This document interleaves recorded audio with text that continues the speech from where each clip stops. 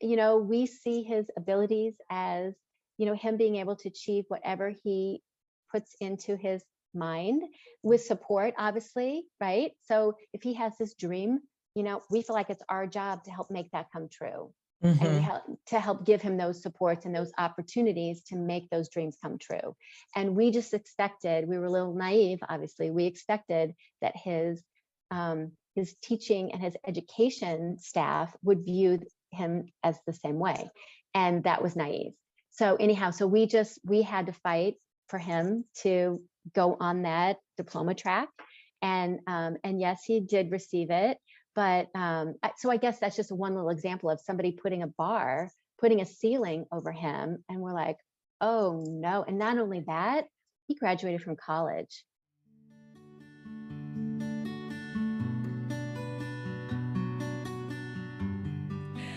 Hello, welcome to Mother's Guide Through Autism podcast. I'm so excited. I have a guest today. Jennifer Wiese is the founder and CEO of BeeFree Gluten-Free Bakery and so much more. I'm excited to have Jennifer here. She's an awesome story, and welcome, Jennifer. Thanks so much for having me. You are so welcome. It's my pleasure and my honor. I was reading all about you.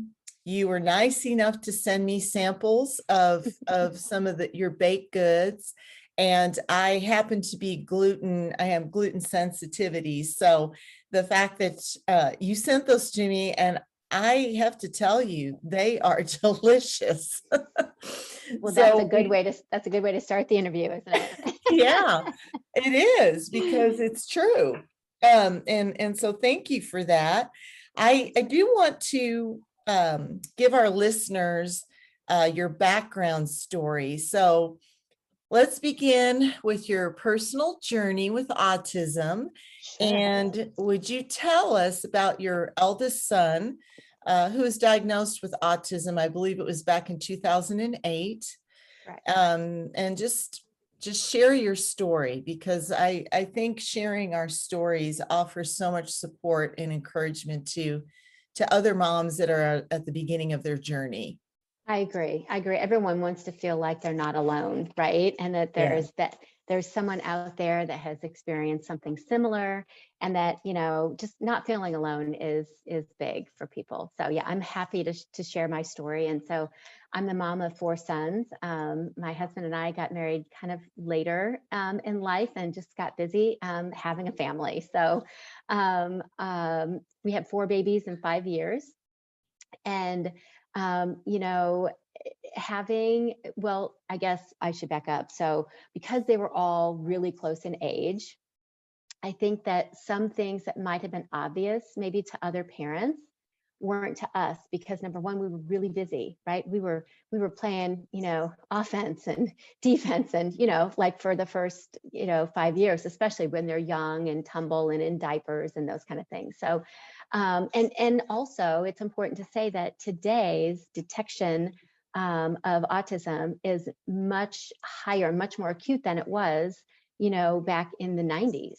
It just is. It's developed, a ton. And so, we were noticing some things that were different, like just some little cues. And, and then looking back, and now that we know what we know, there were bigger cues that, had we have known what we know now, we would have probably done a little more investigation. Like, he had his hands were always clenched. His fists were always clenched as a baby. He had really, really difficult time sleeping. Other babies have that as well too. But when you put all these things together, they do kind of lead to some signs that maybe there is something else going on here, right? So, being first-time parents, having multiple children in the house with lots of other distractions, I think kind of maybe all together led to a little later diagnosis in life. And so kind of, fast forward to once we were noticing that his younger brother was doing some things that he was struggling with or wasn't able to do at all. Some of those things were kind of tips to us. And then so, one of his preschool teachers had noticed a few things too that kind of led us to that investigation of, okay, there probably is something here we need to look into. So we did pair up with a psychiatrist and that did the formal diagnosis for his autism. He was 7 years old.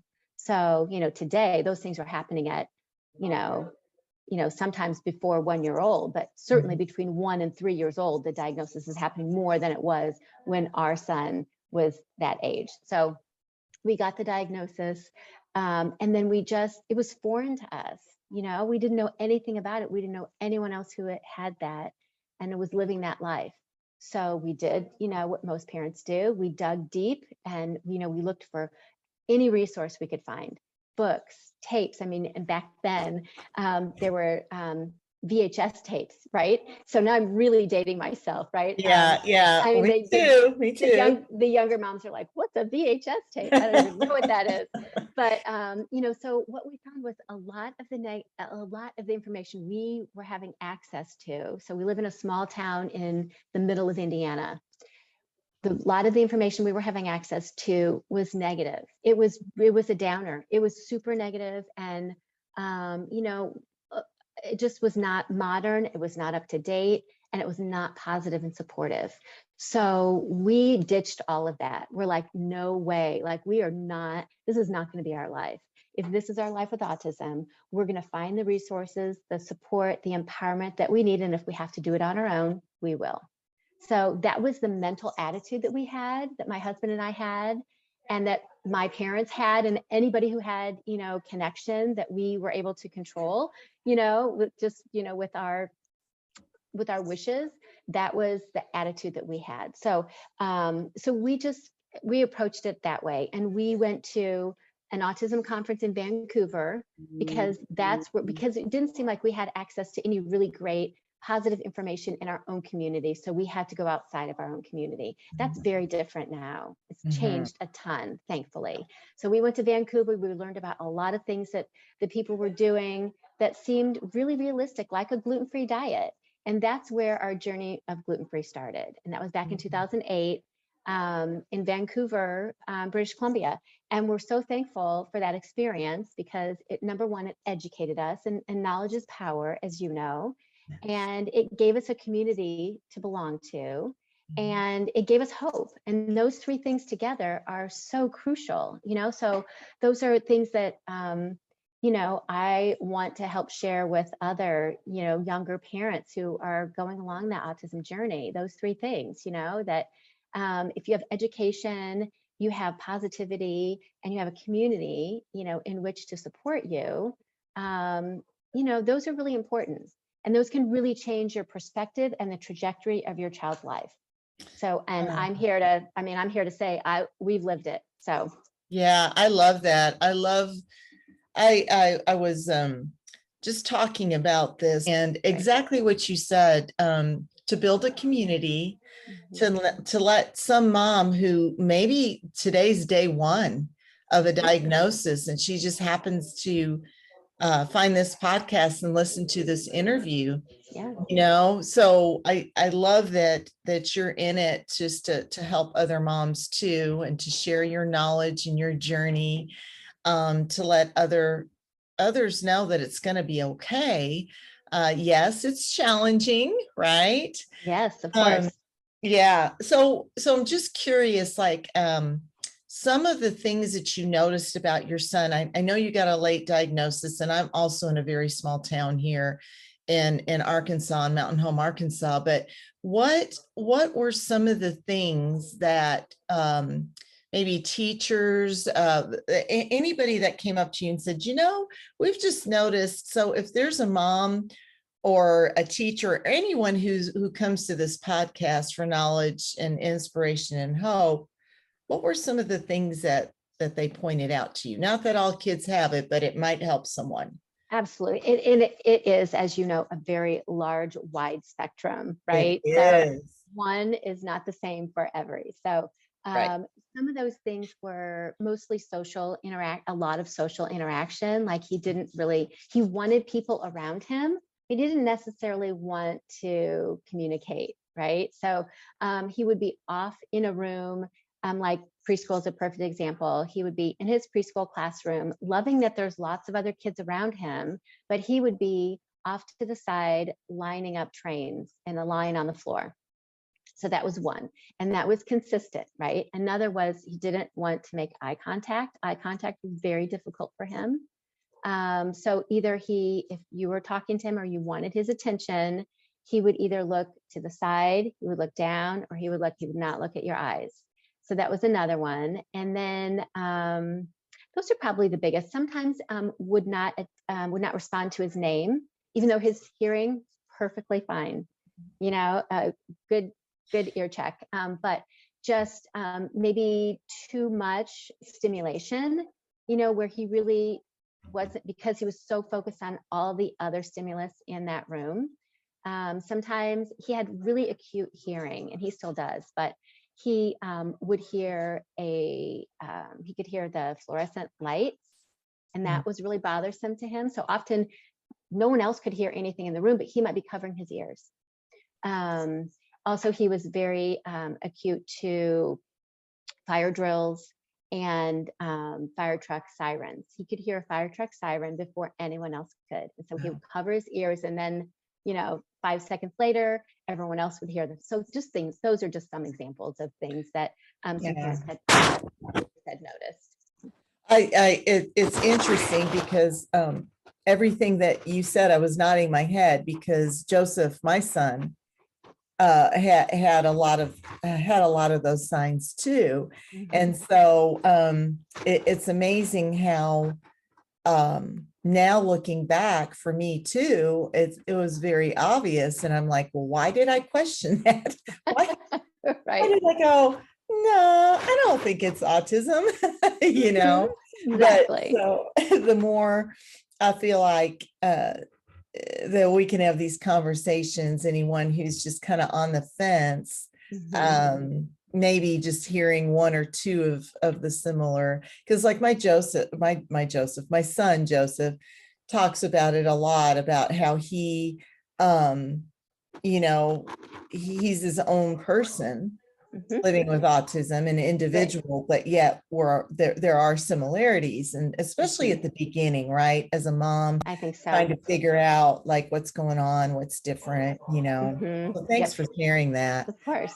What do you feel like? I know in the initial reaction, since we were just talking about some of the signs that were presented to you, what was some of the biggest struggles you experienced during that time? I would say maybe just navigating that whole world, and wanting to stand up for my son, right? Wanting to stand up for him, and wanting to make sure that he was getting all of the things, right? All of the benefits, all of the attention, all of the resources, to make him successful. So I think initially it was a little bit of it was misunderstanding. Some of it was lack of knowledge, and then just confusion on where to turn and how much to push and how much to wait and see what happens.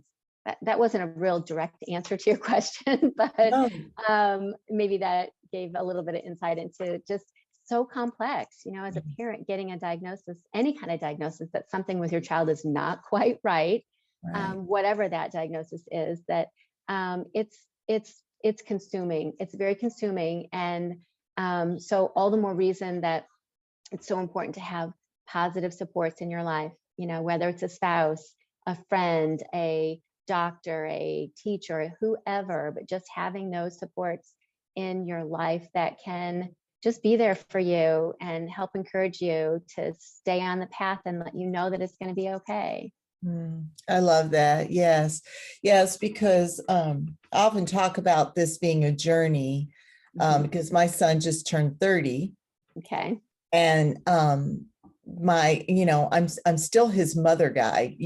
I still, it does change, it transforms. I have a younger son that's not on the spectrum. So you're once a mom, you're always a mom, but it is a journey as far as the autism journey goes, because although Joseph is doing very well, we still have some work to do.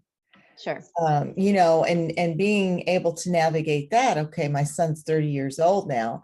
Now, how much do I, how much do I give? Because he needs to be his own person as well.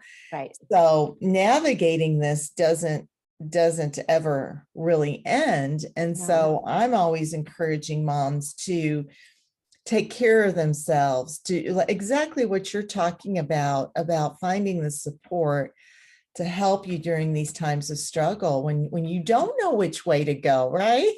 Right, exactly. And so, like, really, I commend you so much. And I thank you so much for putting positive, supportive information out there, for parents who are struggling, and for parents who want to know, where do I go? Who do I believe? Like, who do I turn to? And how do I get the support that I need as a mom? And, how do I set up my child for the best success? Yes. Whatever that looks like. Yeah. Right? Because I agree. its success is different for every person. So what does it look like for my child that that he can be part of, and then I can be there to help support? Yeah. Yeah. And there's so many fears that come along with the journey, and how to enjoy the moment. And that some of the that's why I love these conversations, because I always think about my 32-year-old self. If I would have been searching, what would have helped me? What would have helped me hear words of comfort, support, hope, inspiration, and of course, knowledge is huge, right? Yes, of course. Yeah. Absolutely. So let's circle back around to the BeeFree Gluten-Free Bakery. I love this. This is an awesome mom story, and why you started this business. Well, it started from just the need to feed my family. Once we discovered gluten-free, and we discovered that gluten-free in the groceries wasn't very prevalent. The choices that were in the marketplace back in 2008 were not great. And they had, might have said a package of cookies, but it tasted like cardboard. And there also were lots of chemicals and stabilizers and fillers that I wasn't really interested in feeding my family. So it really started from a basic need. I was seeking food that was gluten-free, real ingredients, and tasted delicious, and I couldn't find it in the marketplace. So I enlisted my mom, and we just started recreating favorite family recipes, because that was a tip that somebody told me. And I love to share this one because it was really pivotal for me. When I was looking at, okay, oh my gosh, I don't know anything about gluten-free. I'm really comfortable in the kitchen, but I don't know anything about gluten-free. And that seems so overwhelming. How do I change 6 people's eating styles to gluten-free? So one tip that somebody gave me was, pick your child, like whoever you're focused around, pick their favorite foods and focus on those first, and find replacements for their favorite foods. So that's what I did. And it changed everything for me. It really broke it down. And so it made me confident in knowing that once I was able to develop recipes that tasted really delicious in those 3 favorite food groups, which were chocolate chip cookies, chicken nuggets, and chocolate cake. So those were the 3 recipes that I focused on. And then once I did that, and I was like, okay, now he won't feel deprived of eating his favorite foods, right? So that was really helpful, just breaking it down like that. And then, okay, he's not going to die if he eats, his 3 favorite foods for a month or 2 months or whatever. But just breaking it down into little bite-sized pieces so that it seemed more manageable. Yeah, that's awesome. So for moms out there, or anyone listening out there that gluten is a struggle, what are the changes that you saw in your child? And how did you know or suspect he was, had trouble with gluten sensitivity, or what? So what happened? Well, so we went to this conference in Vancouver, and we learned about gluten-free, and really just like the science behind it and why it can be effective for people with autism at any age. So, and it all comes down to, I'm not going to get into the science, but the very basics are, it all comes down to inflammation. So if your body is inflamed, not on the outside, but on the inside, gluten helps trigger. Gluten is a inflammation trigger. So if you remove the gluten in your body will naturally have less inflammation. So the reason that gluten-free also comes along with dairy-free is because dairy, the protein in dairy acts very much like the protein in gluten, wheat, barley, and rye. And that's the reason why often if you go gluten-free, you also go dairy-free, because those two proteins act very similar in your body. So, so we learned about gluten and dairy-free at this conference, and we're like, okay, this just makes sense. So we're just going to go home and we're going to start adapting our way of eating to gluten and dairy-free. So that was really the basis of it. It wasn't so much looking for clues in him when he was eating foods, because he had only ever eaten foods with gluten in them. It really started as a kind of a way to, let's make these dietary changes and let's see what changes we notice. Mm-hmm. So that's how we approached it. And some of the things we noticed were he was sleeping better. He was more attentive. He was more aware of his surroundings. Now, I'm very quick to say this was not a cure. Not a cure, just simply a way to come around side of him and equip him with, an eating style that could be supportive to his body and to his life. So that's, really not a cure by any means, just a support mechanism. And so some of those things he was, responding to his name more often than not. He was sleeping better. And he was just more aware of his surroundings. So he was more interactive, with his brothers or with his environment. So those were big enough things for us to take the time, effort, and energy to continue on with the gluten and dairy-free lifestyle for him and for the rest of our family. So we first, did it for our son, our oldest son, Augie, but then we adapted it for the rest of our family because he was already feeling different in so many ways. The last thing I wanted to do was serve him a different plate of food at our dinner table. So, we just approached gluten-free as a family event, a family occurrence. And so I just changed everything in our pantry and in our together eating to gluten-free. Well, it sounds like it would be a good thing for all of us. Yeah, absolutely. There's no harm in gluten-free at all. Yeah. And it's all about balance, and variety. Yeah. And now, like what you were saying, when you first started in 2008, these foods were hard to find. And you started it really in 2010. You were hand delivering your products. Yes. If that's correct. Correct. Yeah. Yes. To local customers. And now your products are sold in Costco stores. What do you attribute your success to? Oh my gosh, it's a lot of people opening doors, a lot of people come along aside me and helping move my dream to reality. So definitely, it's been a group effort. It's been a journey. But one thing, as far as building a brand, you first have to have a product that people want. And we were able early on to create a product, our Warrior Mix snack that we sent you, that we found that people really wanted. They really wanted it. They needed that type of food, and they really wanted it. And so we were able to build our brand based around that specific product.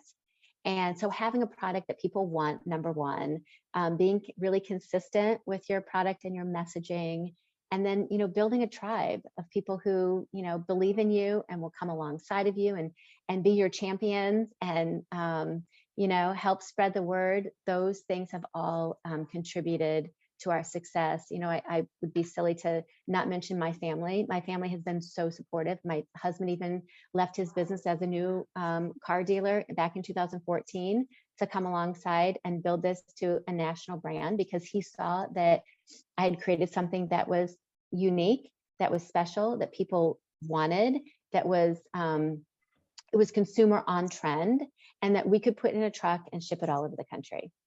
So yeah, so definitely a lot of those things. And then just willing to take risk. I never really thought I was that kind of person, but over the years, I've really learned that I really am a risk taker. And I think that has a lot to do with just kind of being a mom on a mission and not taking no for an answer, and knowing that the food that we're putting out into the world is helping other people live a better life, and that also we're creating jobs for people with autism, and those people might not have a job otherwise. They might not have someone that would see their potential and that would take a chance on them, and give them a chance at a meaningful wage, reason to get up in the morning and put their feet on the floor. So I love that. And so your story builds because and that's why I absolutely love you sharing this, because now you're seeing great success, right? But it doesn't stop there, because now you're employing adults with autism. Right. So tell us about some of the jobs that you've created, and what if anyone's listening, how can they get involved? Tell us that part of your story. Sure. So some of the jobs that so it's always been, just to back up just real quick. So it's always been part of my dream with BeeFree, with creating this brand and this company, was part of it was always been, how do we employ people with autism? We've had a front row seat to seeing the challenges that our son has gone through with the employment process, the interview process, and just keeping a job. So we've had a front row seat to that. So from the very beginning, that was part of my passion and part of my dream, was to be able to do that. And it took many, many years. And so now we're in that process of, we've created some jobs, and some of those jobs are, we have these little bite-sized samples that we have our team with autism pack. They attach to a little info promo card, and it has some of their pictures on it. Helps tell our story, helps give a face to the people that we're serving, and we send those out to grocery stores so that they can do like passive samples. And it was especially came in handy during the pandemic when live demos were not available, but we had these little prepackaged samples that we could send to the stores. They could sit out in a basket and customer could take it and taste it on their own. So that's one of the things that they create for us. Yesterday, we worked on assembling some of our tasting boxes that we send out to potential customers.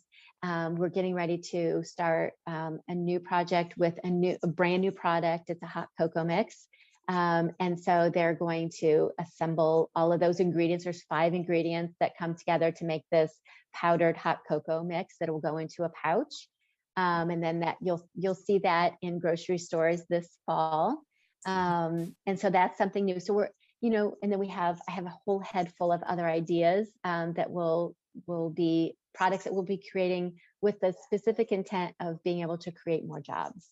So yeah, so it's an evolution. We're starting small, something that, that we can, with a team that we can manage. And then as we grow and we have more funding, and we have, more retailers that want these additional products, and we have them, they're standing in line waiting for us to create these new products.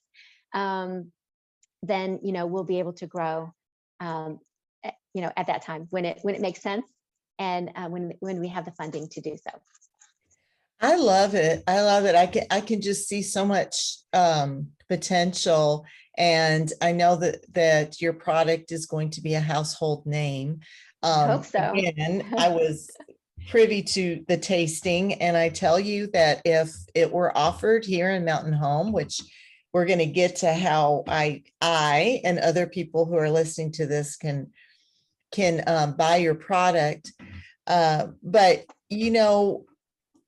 being a mom, like I love your story, because your passion comes from your beautiful son, just as my passion comes from mine. And it's all about the mother's heart.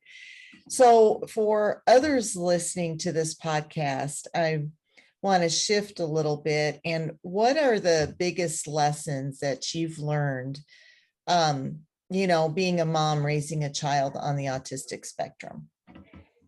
I think there's so many, and there's so many lessons, and so much joy has come from being his mother. One of the things is he has continually, if we set the bar, so we as in his parents, his teachers, his coaches, his whole education system, if we set the bar here, every single time he'll move it up every single time. So I think that's one of the lessons that we learned early on, actually in 8th grade, when we had a case conference. And the purpose of the conference was to determine whether he was going to gain a high school diploma. And we didn't know that until we walked into the meeting. And they said to us, you need to decide right now whether your child is going to get a certificate or a diploma from Noblesville High School. And my husband and I looked at each other like, well, why wouldn't he get a diploma? Why, and why would we decide that right now? Well, that's how we do it. And you need to decide right now. My husband said, after we left the meeting, he's like, I had to hold you from jumping across the room, jumping across the table, because it was just something that we see his abilities as, him being able to achieve whatever he puts into his mind, with support, obviously, right? So if he has this dream, we feel like it's our job to help make that come true. And to help give him those supports and those opportunities to make those dreams come true. And we just expected, we were a little naive, obviously, we expected that his teaching and his education staff would view him as the same way. And that was naive. So anyhow, we had to fight for him to go on that diploma track. And yes, he did receive it.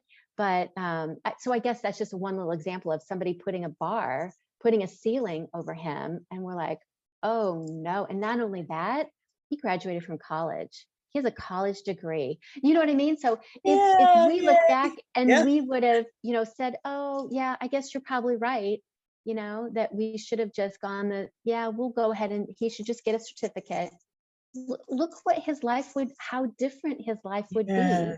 So I love telling that story, because not only I'm wildly passionate and so proud of him, but it gives other parents hope, right? And it gives them parents too, your child better than anybody. And don't let others put limits on what your child can do, because chances are they're going to knock right through whatever that limit has been put on. That's the biggest lesson that I've learned. And that is, I love that. I love that story. I feel your passion. And I can also relate to what you're saying, because so many times, there's so much that comes with this journey. And so your son is how old now? He's 26. 26. And what is he doing now? So he went from having one job for us, three hours a week, to now he has 4 jobs. So right now he's on the coaching staff for our high school's football team, which he's wildly passionate about sports. And he is a substitute teacher. He's the announcer for the men's and women's lacrosse teams at our high school. And then he's our team leader for some of the special projects that we do at BeeFree. Yeah, and this is a person that in 8th grade we had to decide whether he would get a certificate or not, right? Exactly. And so that's you and I, our sons are grown. And so I think our stories are important, and I'm sure you just lit fire and hope and inspiration to many, many listeners listening to this podcast. So thank you for sharing. I hope so. I'm so happy to. I'm really happy. I like you are positive. I'm a joy seeker, and a joy spreader. And so I really, really love to get positive messaging and hope out to people. So I thank you so much for taking the time to ask me the questions. Oh, yes. I just, again, reflecting back on maybe what would have helped me in those beginning years, right? With very little hope. But so let's move into it. I have a hunch what your advice might be, but I still am going to ask the question, what is your best advice for a mother raising an autistic child? Well, I would say to really just appreciate your child for the unique gifts that they have. And on days, that's really, really hard. I know it Yeah. is. I've Yeah. lived it and I continue to live it, right? So it doesn't end just because they're an adult child now, like you said earlier, and that never ends. But I would say just really appreciate the unique gifts, because all people have special gifts.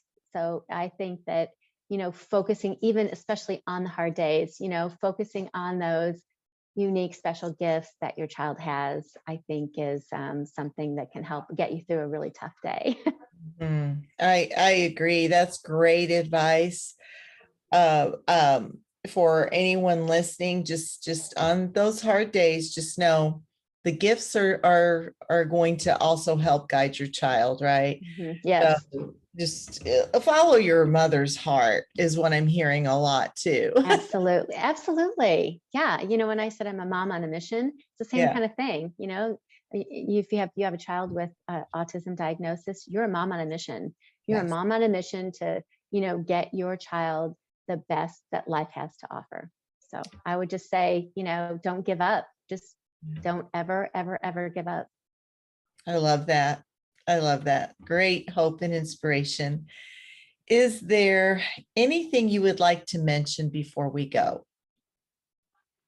Um, I would just say that, and this, of course, being Autism Awareness Month, with lots of, I'm seeing autism in a lot of different places that I don't normally, right? So Autism Speaks has had commercials on TV. They don't normally do that.